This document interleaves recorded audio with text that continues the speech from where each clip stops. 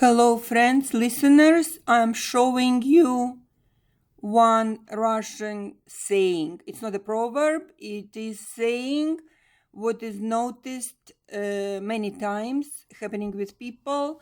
And this is like, I'm looking at something and they say, well, this is like it. This is like this. Okay, so this is not proverb, this is saying.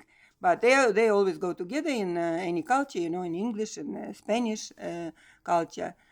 Spanish speaking and French speaking will be proverbs and saying. This is how we call the layer of vocabulary of that language. Okay, they always go together, hand by hand, рука об руку, how we say in Russian, hand by hand, hand in hand. Yes. So this beautiful saying we often use, very often, very frequently, and we see here three words. The first line is big. It is обещанный. The first line is passive participle, and this is in genitive case. I will explain, just be patient. I will translate the proverb so you already know the beautiful sense, and then I explain the mechanics, how it works, and all the grammar and all the vocabulary here. Обещанного 3 года ждут. Обещанного, the first line word is passive participle in genitive case. This is how it is. Passive participle in genitive case. Обещанное, okay? And it has adjectival ending. But because it's in genitive case, it has this kind of ending. Обещанного 3 года ждут. If somebody, the meaning, now I'm explaining the meaning, and then we are going to continue listening to explanation of mechanics, what happened here. Guys, I think actually these explanations are helpful for you to understand how is used nouns in language, why do we decline by nouns, how developed Russian language is in the sense that we see the participle here, but it has adjectival ending. It is controlled by noun system, declined, and that's why it's very flexible. That's why Russian translation oftentimes is much shorter than English, because we do not have to use many words. We understand everything what's happening because we have flexible endings, and already semantics works very strongly. So the first line, the meaning was обещанного 3 года ждут. If someone promised you something, for example, someone said, don't worry, I will be able to loan you $100 tomorrow, and which you asked me for. And now tomorrow comes and you want from the friend this $100, and that friend says, well, I'm sorry, today I can't, maybe tomorrow, maybe the day after tomorrow, I didn't get my salary, or something like this. So the meaning of the proverb is, if somebody promised to you something, well, actually it never can happen, or you may wait for it 3 years. So in this proverb, in this saying, we see 3 года ждут. If somebody promised something, then actually you can wait for it 3 years, meaning it may never come. The promises are often broken. This is the meaning of this proverb. Обещанного 3 года ждут. Okay, обещанного 3 года ждут.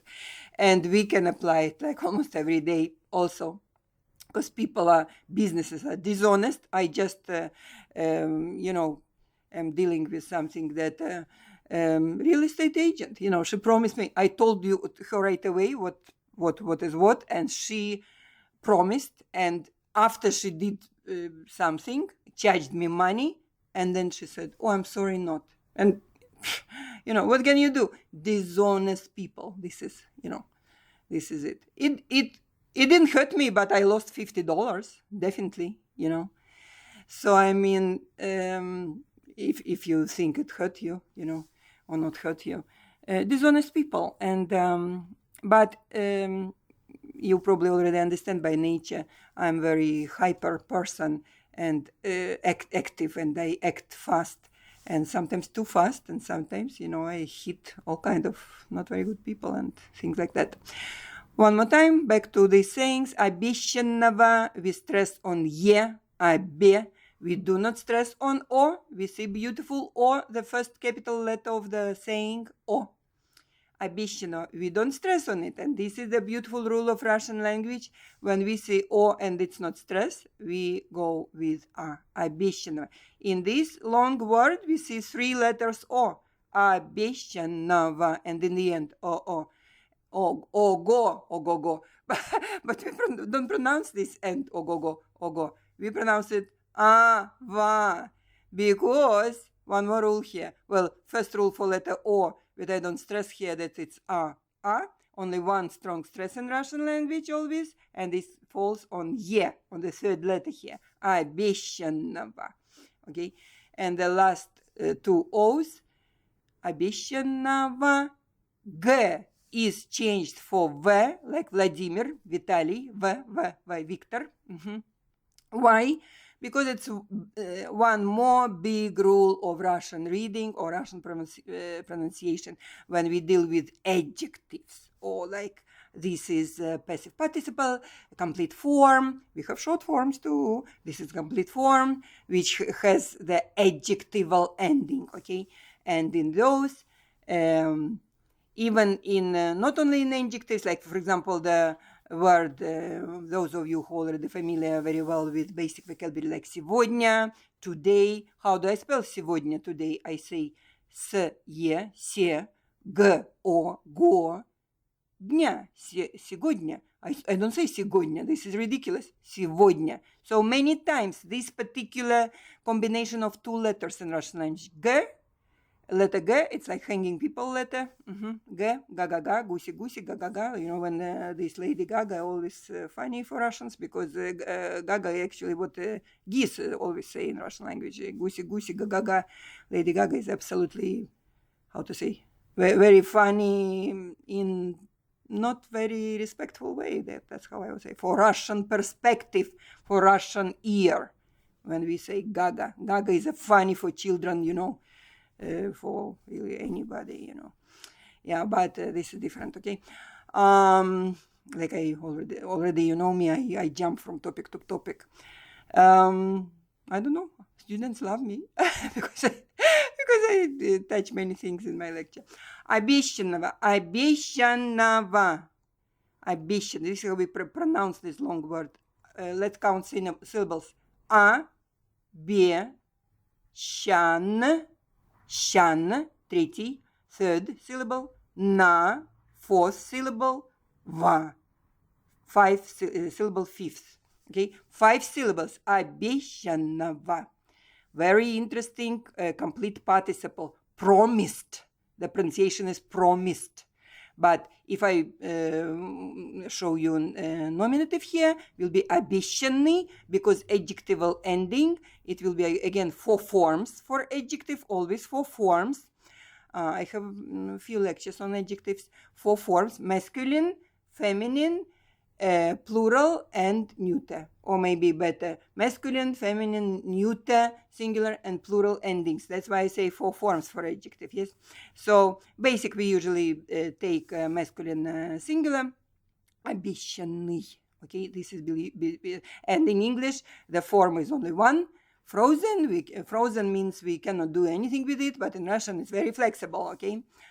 We can cut it short, we can make it feminine, we can make it neuter gender, we can make it plural, and it will participate in different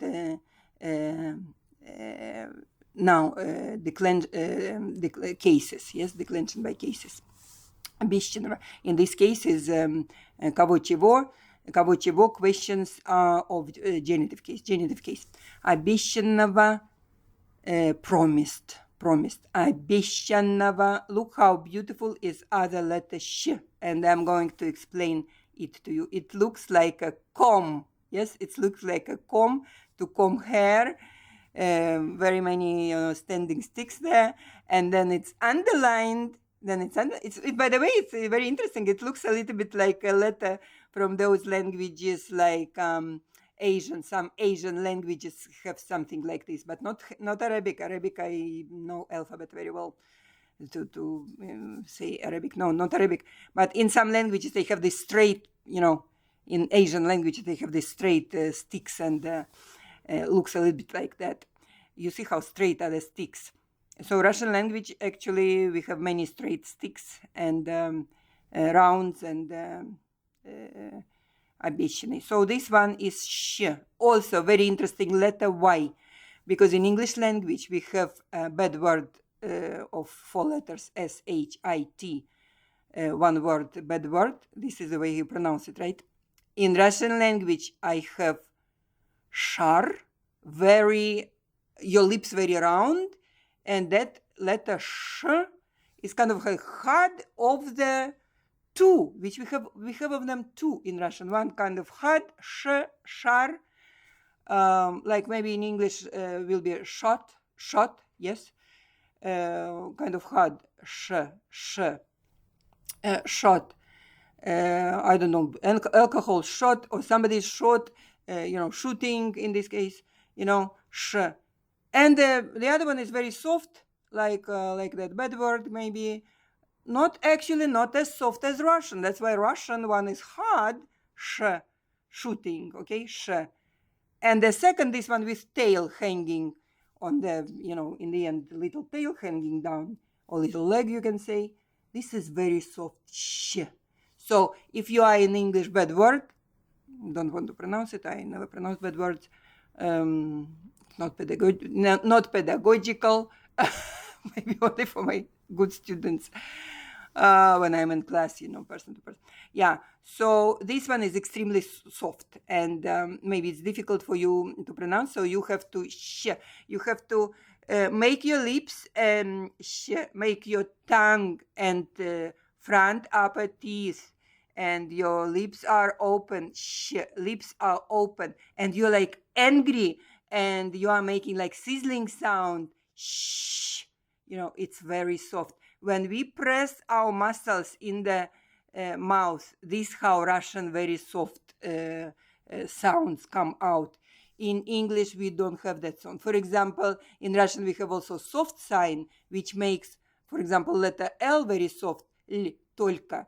And we have soft L in Spanish, but not as soft as Russian. So in Russian, we have a lot of hard and a lot of very soft. Okay, so these extremes reflected in the language, right?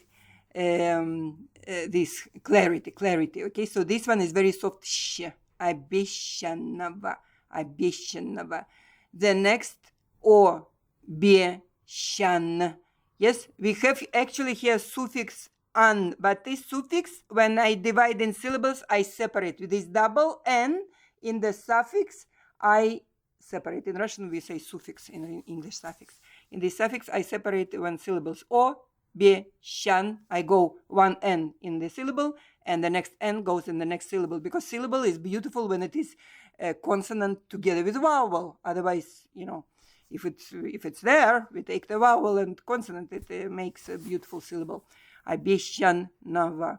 Okay, so an is a very characteristic, those of you who already study grammar in depth, and I have many lectures on participles. Listen to them, and I definitely have many examples on this when you can see this suffix an, and you already know that this word, like 90%, 95% will be Russian participle. Okay, so this is characteristic for Russian participles.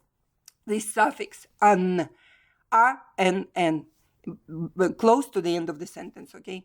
Word, to the end of the word. And if the word is adjectival ending, it is participle. Обещанного. Обещанного. 3 года. The second line, 3 года. 3 года is a regular phrase for your usage everywhere else. 3 years. 3 years of longevity, 3 years of time, period of time, 3 года. 3. Also interesting rule here. Number 3, 3. In English, tres in Spanish, 3, 1, 2, 3, drei in German, whatever you want, but 3, okay? Of course, in English, we have a very interesting tree, which is, different meaning. the word, but 3 is Russian 3. 3 года. 3 чего? Года. Года. Also very interesting confusion maybe. In my previous lecture I had God, Bog. Do not confuse God. Here is year. In Russian language, G-O-D is the year. We have the other variant. 5 лет. Девочке 5 лет. The girl is 5 years old. We have лет.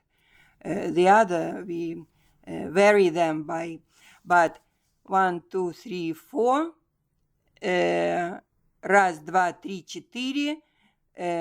We use год for the phrase year. 1 год, 1 year. 2 года, 2 years. 3 года, 3 years. 4 года, 4 years. For example, about the age of a child, okay? And the next we have change. After 4 we have change. 5 лет. Девочке 5 лет или мальчику. The boy is 5 years old. The girl is 5 years old. We have change and we go 6 лет, 7 лет, 6. So we have 2 words for year, okay? 3 also will remind you if we have numeral digit 3, then the next noun will be in чего? In genitive. Will be in genitive form. Года. 3 года. If you say 3 год, like for example in English, different rule. In English I say 3 years. If I say 3, I need to put plural.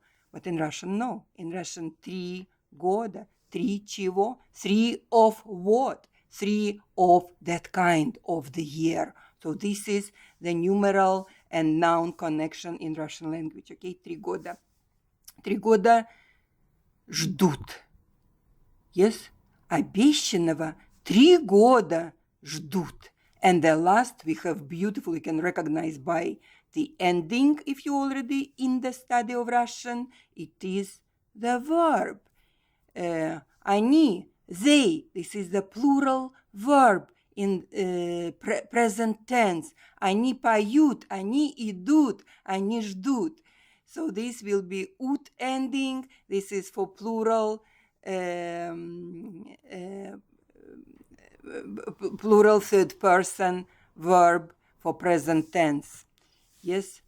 Я жду.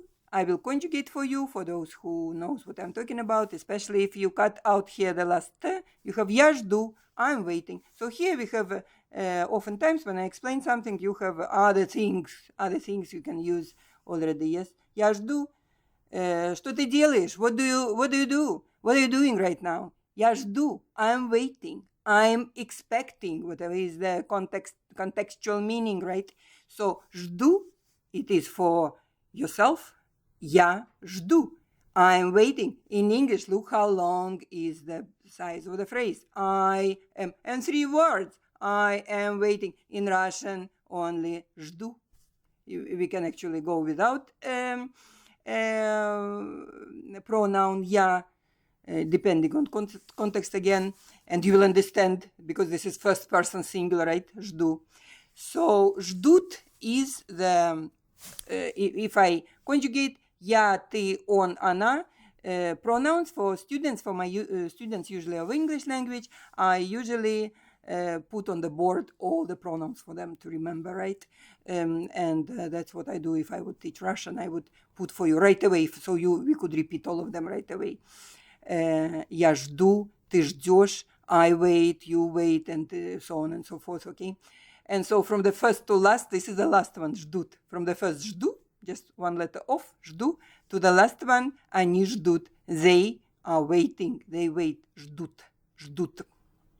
Many association also, if I just take only 2 letters, the U, I will have a lot of vocabulary for those two. So Russian syllables, if we divide by syllables, or like, let's say, maybe not syllables in this case, ждут is only 1 syllable, but a combination of 2 letters can bring you a lot of vocabulary, just from the top of the Russian head, okay? Ждут, okay? Ждут, they are waiting. Who they in this case? We don't know who, everybody.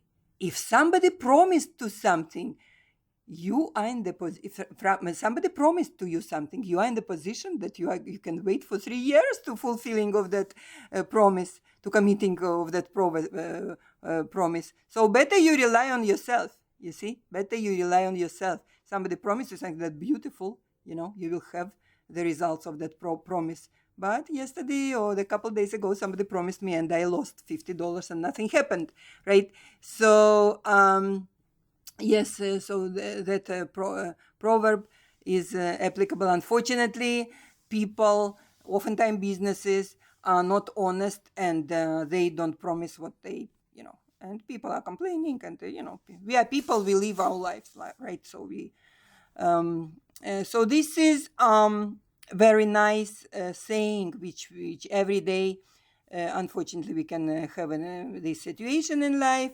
But being proactive people, we are not afraid of this saying. But this is a saying, yes, this is a good saying which we use in the language. Обещанного 3 года ждут. Обещанного 3 года ждут. If they promised to you something, that's good. Even you signed contracts and everything, But however, something may go wrong and this promised thing can never happen, or event or anything, So this is a very good semantics, very good meaning, Russian saying. I will repeat one more time, Russian pronunciation. I hope this was interesting explanation and you will use it in your Russian, with your Russian friends and when you go around. Обещанного 3 года ждут. Before saying goodbye, I just want to tell you that I just saw, I don't know, a couple of days ago, I saw on TV a wonderful young man who spoke, handsome young man, very tall one, like over 6 feet, over 6 feet tall, very tall one, and he was a dancer, and his face is handsome, he's a young man, maybe 20 years old, 22, and he was talking from the YouTube over there, Russian, and he said, interesting story, interesting history stories, families, circumstances. Sometimes we listen to interesting people. So this young boy, handsome young boy, he was an interesting person. He was speaking. I'm listening as a listener, and but I have my own knowledge and my own, views of things and my own observation, because I'm a professional of languages, right? So I have my own observations. Somebody will listen to him and say nothing, but I listen to him and being observative and write. I like to write, I noticed that he spoke Russian very beautifully. Only 1 or 2 times he a little bit confused, like not exactly the meaning for that. Not meaning, but not the ending, but somehow his phrase was not very lofty built. This is the only time. But otherwise, his Russian language was beautiful and beautiful developed language and without accent. Most important, without accent. Sorry, I'm speaking English, but I live in USA. With accent, with big accent, yes. Yes, because I carry in me knowledge of a few languages. So he was speaking Russian without accent, and obviously that young man speaks English without accent. Why? Because until 14 or 15 or 16 years old, he lived in Chicago, Russian family. They lived in Chicago, USA.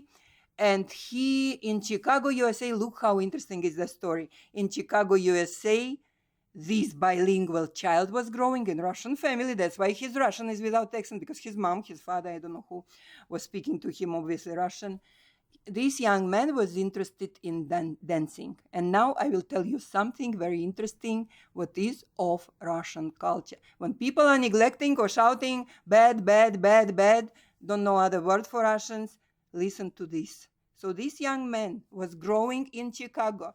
Then he was interest. He was from the age of 5-6 years old. He was interested in dancing. He was interested in listening to music. He understands. This young man is very beautiful inside. He understands the music. Some of us listen. Okay, this I like. This I don't like.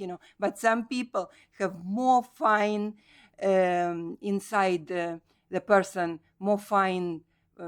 Myself, more fine personality for music, for this beauty of the world, for music. And he said, I'm very sensitive for music. I understand music. My dance, my movements is for expression of that music, how I understand that sound.